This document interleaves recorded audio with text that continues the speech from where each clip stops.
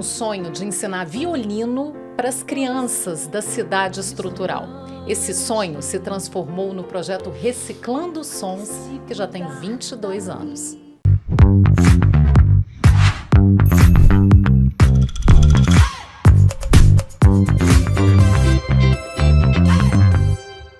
Hoje eu tenho a alegria de receber aqui no Sesc Cultura ao Quadrado Rejane Pacheco, coordenadora desse projeto lindo que encanta a gente. Muito obrigada pela presença e parabéns por essa iniciativa que deixou a gente cheio de orgulho. A Márcia tá aqui, é tudo de lindo, né? E tá com essa história para contar, melhor ainda. Essa história é maravilhosa, eu acho que essa história é encantadora, é emocionante. Todo mundo que conhece o projeto, eu acho que fica tocado, sinceramente, porque é uma iniciativa tão linda e é uma semente de esperança num lugar tão vulnerável do Distrito Federal, né? Eu acho que isso é transformador. E eu queria começar te pedindo para você contar como é que foi essa história, como é que você teve a ideia de fazer esse projeto, como é que você entrou ali na estrutural e levou a música e a esperança para essas crianças. Todo esse processo, ele nasce de uma questão muito pessoal. Sempre fui muito idealizadora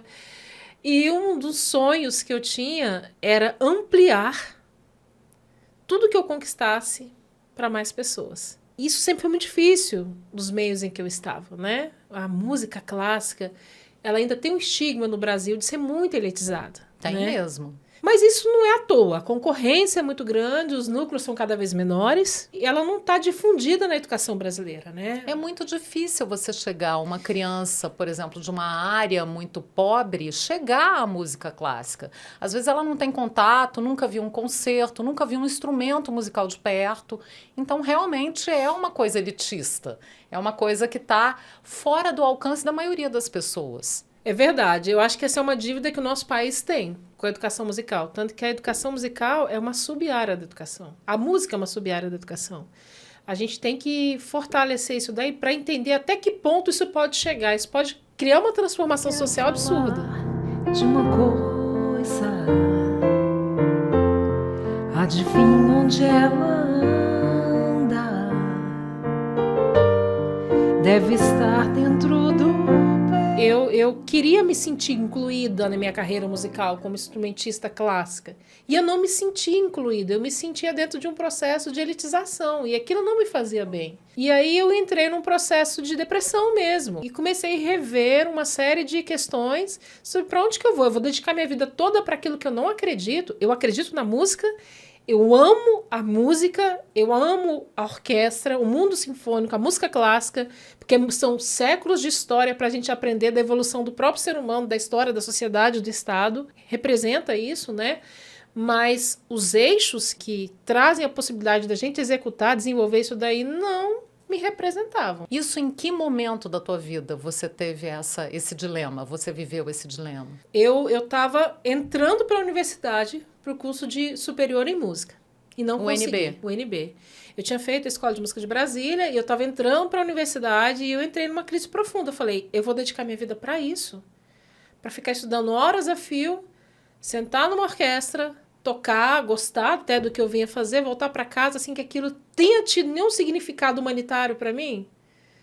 Porque eu preciso me sentir incluída, Márcia. Eu não sei se eu estou sendo clara. Uhum. E a partir do momento que eu me sinto incluída, eu acredito que outras pessoas... É um movimento. É uma noção de coletividade muito forte, né? Aquela história que a gente coloca, coletividade versus o individualismo.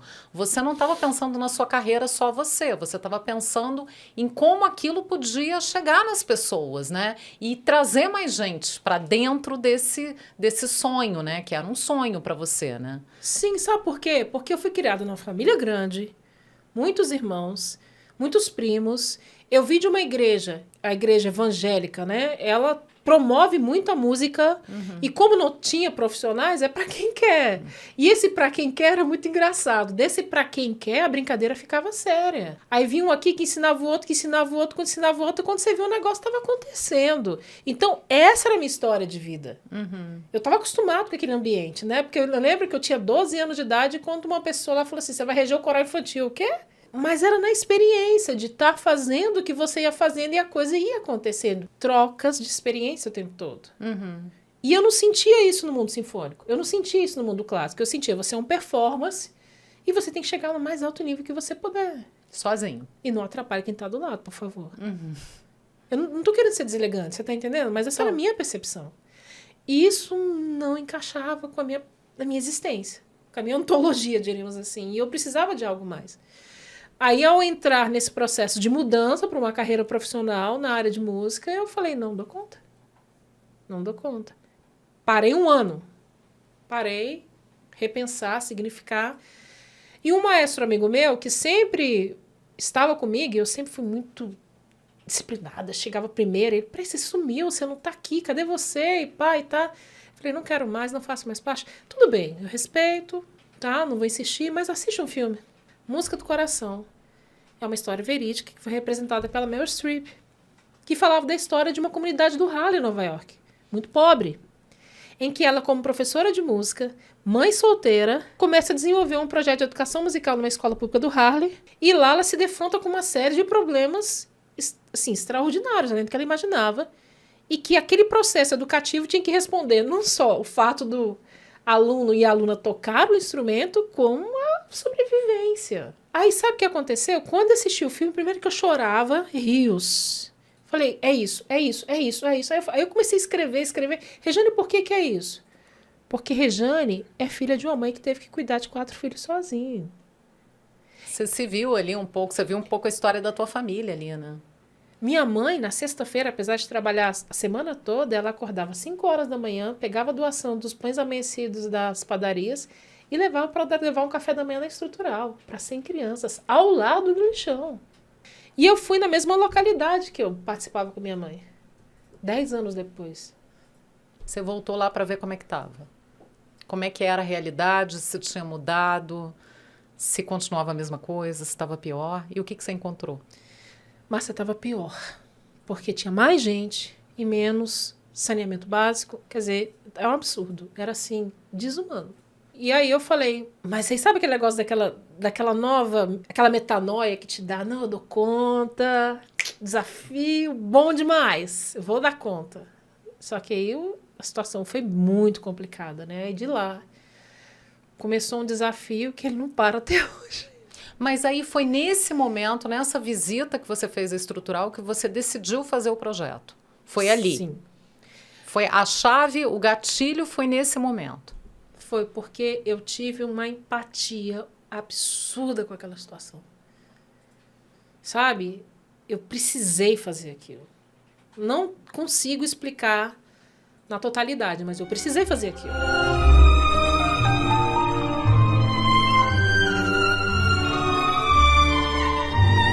Que foi o início do projeto? Porque a gente ouvindo é uma coisa muito linda, muito poético, né? Você falar assim, eu vou ensinar violino, vou ensinar música clássica para os filhos dos catadores da estrutural. Parece uma coisa utópica. Insana. Insana.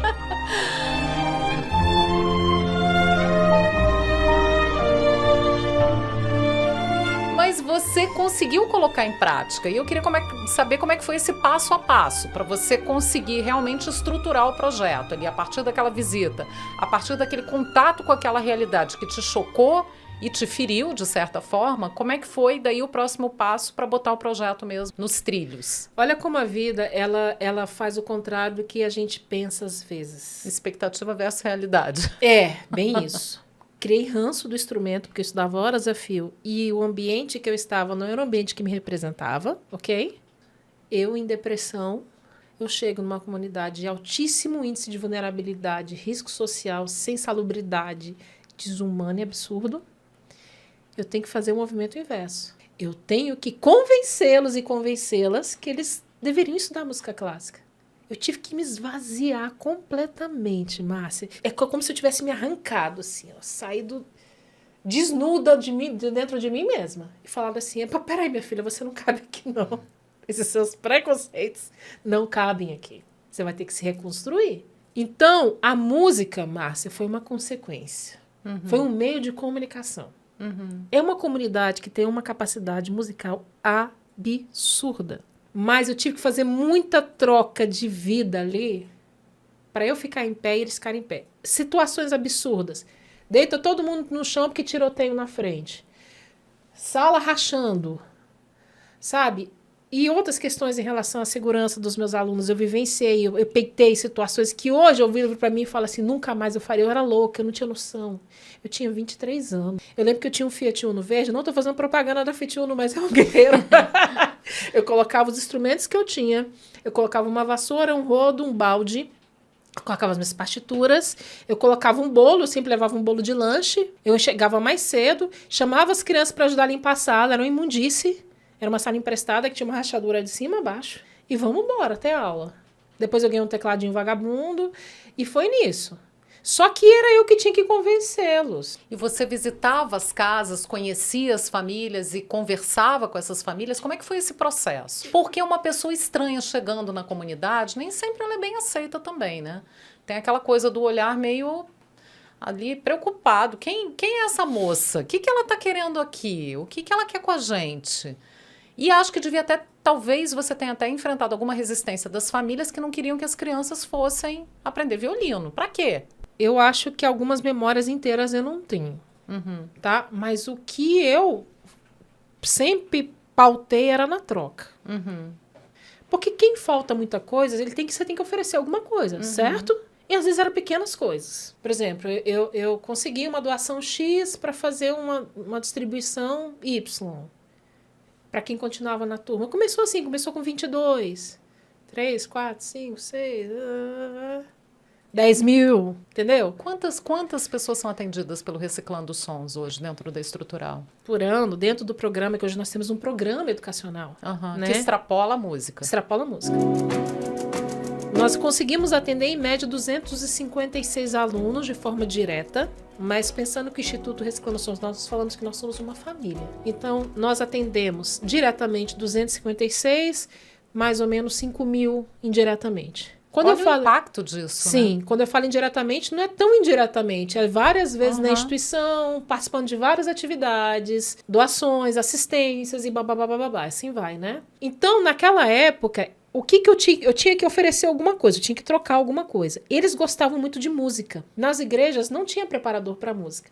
Aí eu foquei no coral. Vou trabalhar coral, que eu vou ensinar vocês a cantarem na igreja. Aí vem um que chama outro, é muito legal isso, sabe? Que chama outro. Aí esse chama, é a credibilidade da comunidade. Eu acho tão legal isso neles. Vem aqui, porque o primo... Eu lembro uma vez que chegou um pai lá, com 5 filhos.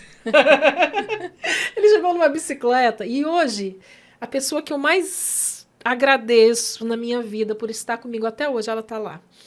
Ele chegou com os 5 filhos dele, tinha mulheres e homens, e falou assim, a senhora professora mulher dá aula de música? Eu falei, sim, dou aula de música. Então a senhora pode dar aula para os meus filhos? Sim, posso dar aula. Entrou 5. E eu dei aula para os 5. E uma delas hoje é a diretora financeira da instituição, esse Alma dos Santos. Meu braço direito, esquerdo, é tudo. Ela hoje é pós-graduada, né? Então, Márcia, o que eu vi? Uma cidade de extrema vulnerabilidade, que precisava de uma perspectiva de um futuro diferenciado a partir daquilo que a gente estava oferecendo, precisava de assistência, e trazer gente de fora para lá, para ser educadores, seria muito difícil, porque nem salubridade tinha. Eu acessava, pra você ter uma ideia, para acessar minha sala, que eu tinha emprestada, eu passava por lixo, eu passava por terra, e às vezes por tiroteios. Agora, uma coisa eu quero falar, nunca contra a gente. Nunca eu tive uma situação contrária a mim. Sempre me respeitaram, cuidaram e zelaram.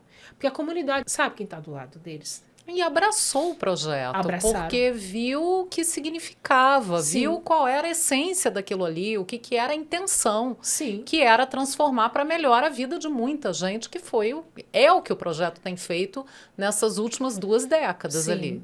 Aqui dentro vai nascer os eixos replicadores do futuro da instituição.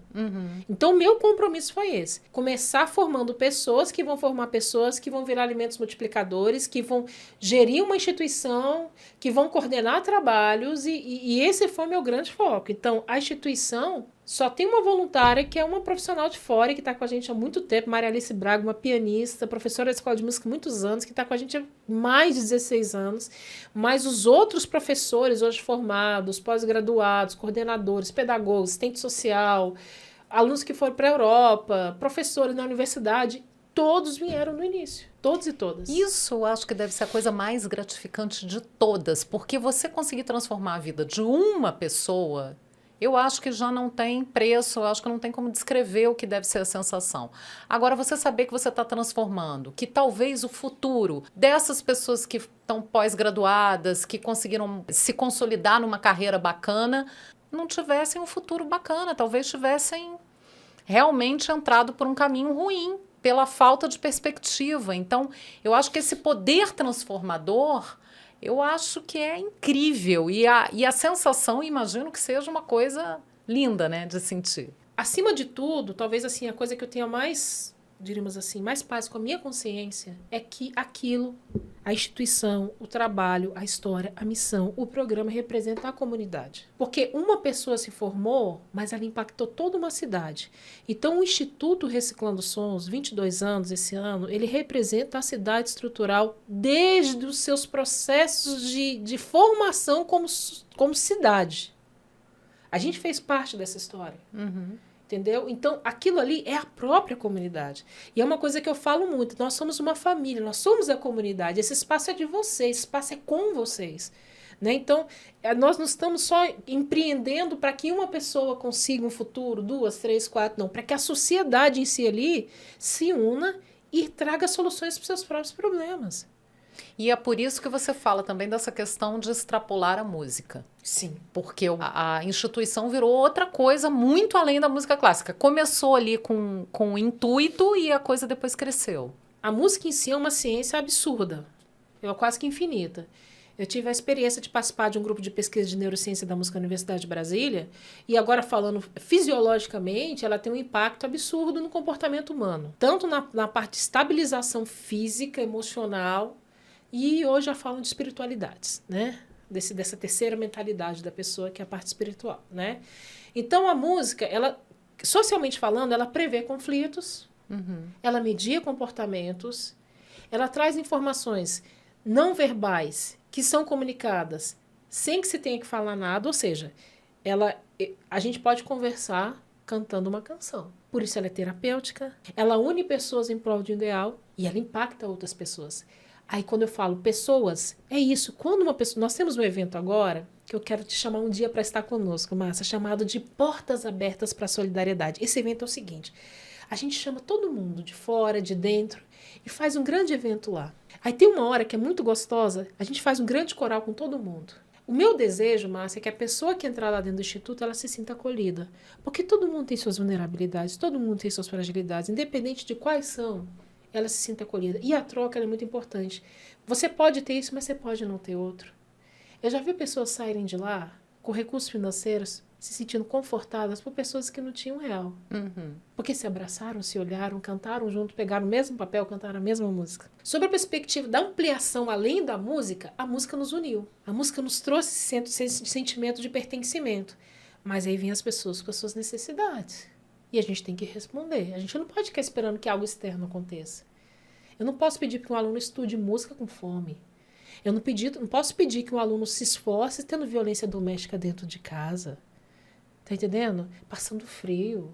Eu não tenho condições disso. Aí veio toda a assistência, que envolveu muito um processo de conquista das famílias. Nós temos várias reuniões com as famílias ao longo do ano, vários projetos com as famílias. E, por exemplo, quando o lixão fechou, que era uma fonte riquíssima de renda para a comunidade, quem vê de fora fala, nossa, aquilo é um absurdo. Mas aquilo era uma riqueza para a comunidade. As famílias vieram para mim e falaram assim, Rejane, a gente precisa de um curso profissionalizante. A gente está sem renda, ajuda a gente. Vamos pensar, vamos construir uma ideia. Qual os grandes problemas que a comunidade tem? Nutrição, segurança alimentar. Vamos unir as duas coisas? Vamos fazer um curso de panificação e confeitaria voltado para as mães responsáveis. Vocês vão fazer o curso, vão se capacitar para o mercado de trabalho e vão produzir a alimentação das crianças, e jovens e adolescentes que estão fazendo o curso. Então, a gente envolveu as famílias e trouxe o curso. Aí, por exemplo, na Portas Abertas para a Solidariedade, tem apresentação, tem um concerto, tem palestra. Aí, no final, o buffet é produzido pelas próprias mães que fizeram parte. E modéstia à parte, Márcia, é de muita qualidade. Que maravilha. Sabe?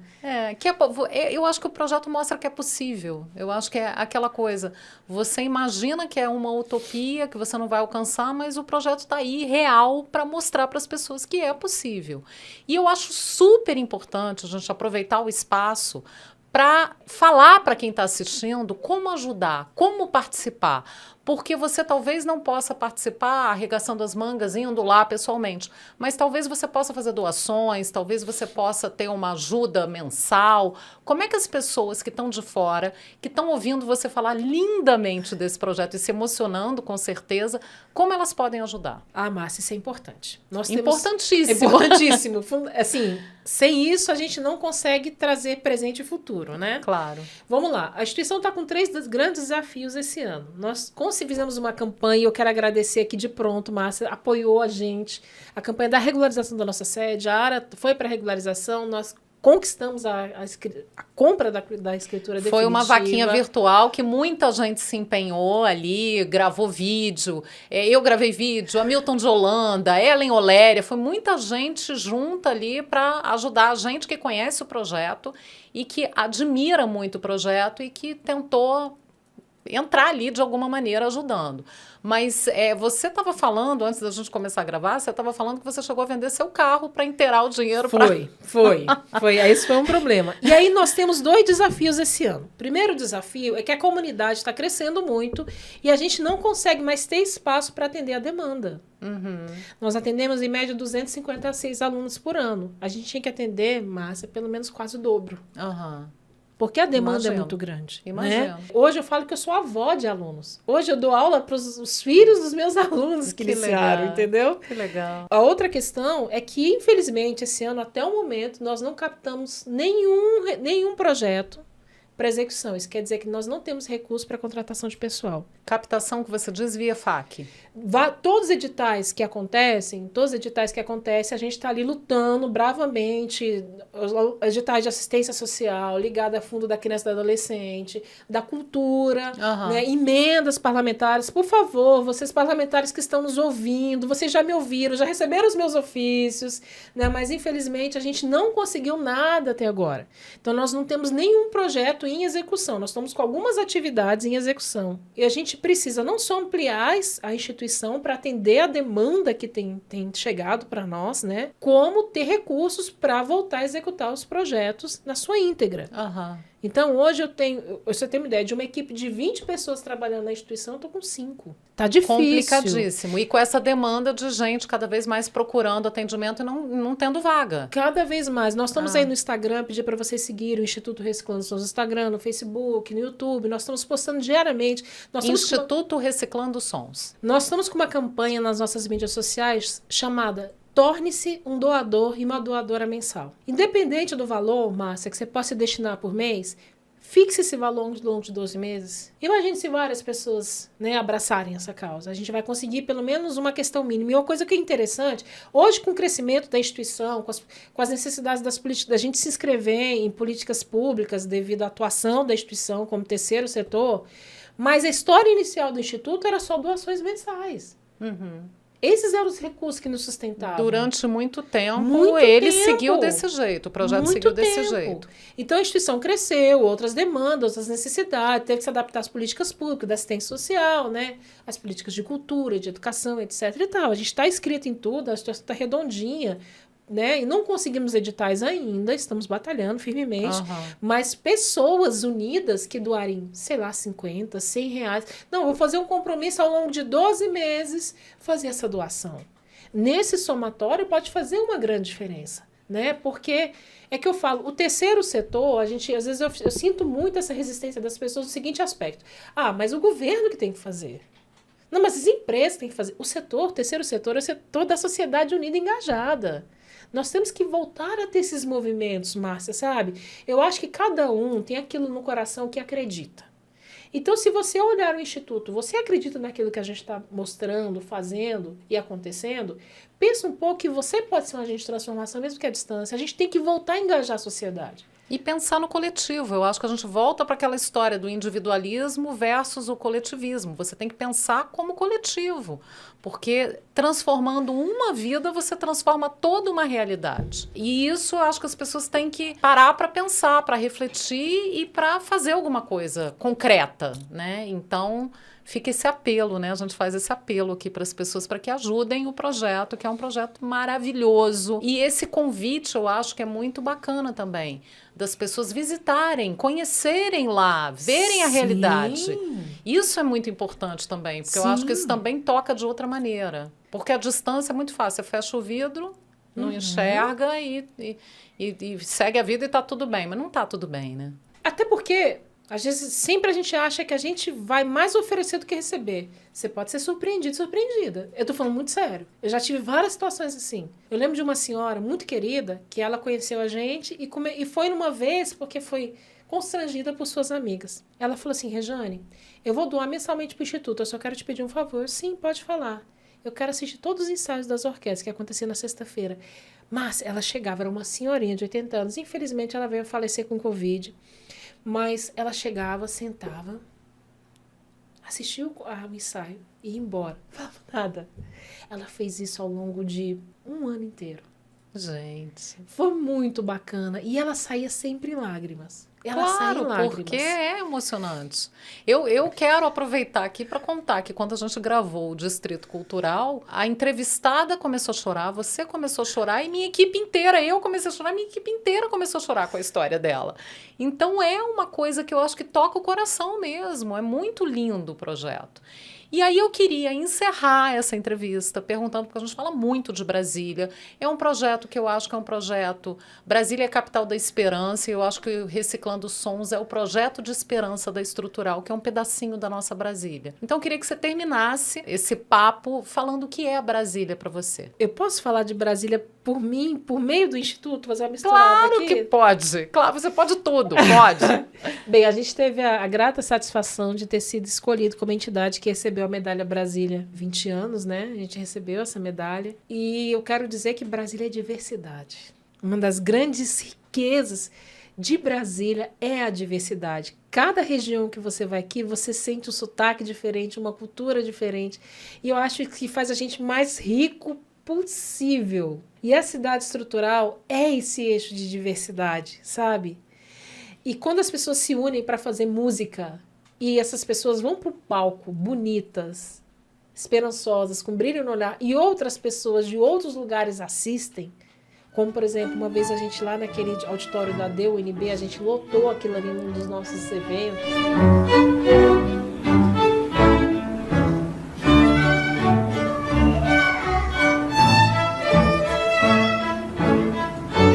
E as pessoas saem em choro.